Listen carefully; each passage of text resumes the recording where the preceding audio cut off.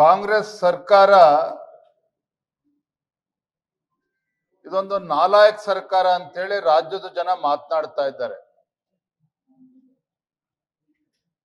ಇದಕ್ಕೆ ಪುಷ್ಟಿ ಕೊಡುವ ರೀತಿಯಲ್ಲಿ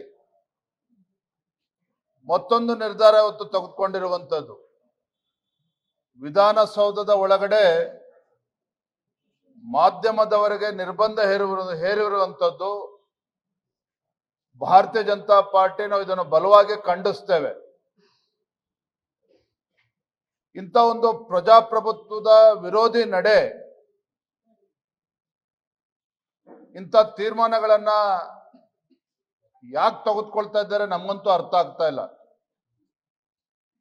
ಕಳೆದ ಬೆಳಗಾವಿಯ ಅಧಿವೇಶನದ ಸಂದರ್ಭದಲ್ಲಿ ದ್ವೇಷ ಭಾಷಣದ ಕಾಯ್ದೆಯನ್ನು ಕೂಡ ತಂದ್ರು. ಗಮನಿಸ್ತಾ ಹೋದ್ರೆ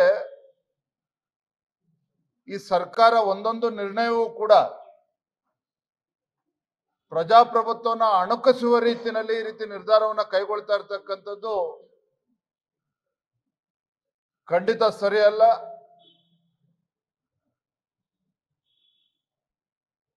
ಇಂಥ ಒಂದು ನಿರ್ಧಾರವನ್ನ ರಾಜ್ಯ ಸರ್ಕಾರ ಹಿಂತೆಗೆದುಕೊಳ್ಬೇಕು.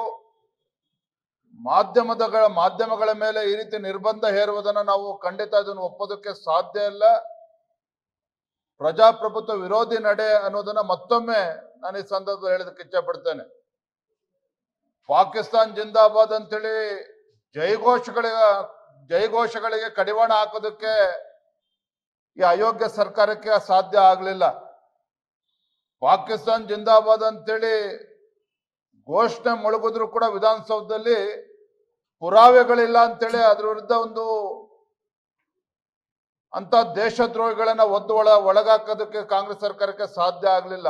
ಆದ್ರೆ ಈಗ ಎಲ್ಲೋ ಯಾರ್ದೋ ಒಬ್ಬ ಕಚೇರಿಗಳಲ್ಲಿ ಸಚಿವರ ಕಚೇರಿ ಒಳಗೆ ಕಳ್ಳತನ ಆಯ್ತು, ಮತ್ತೊಂದಾಯ್ತು ಅನ್ನುವ ನೆಪವೊಡ್ಡಿ ಈ ರೀತಿ ಮಾಧ್ಯಮಗಳ ಮೇಲೆ ನಿರ್ಬಂಧ ಹೇರುವಂಥದ್ದು, ಈ ಒಂದು ಆದೇಶವನ್ನ ತತ್ಕ್ಷಣ ಹಿಂಪಡಿಬೇಕು ಅಂತೇಳಿ ನಾನು ಆಗ್ರಹ ಪಡಿಸ್ತಾ ಇದ್ದೇನೆ.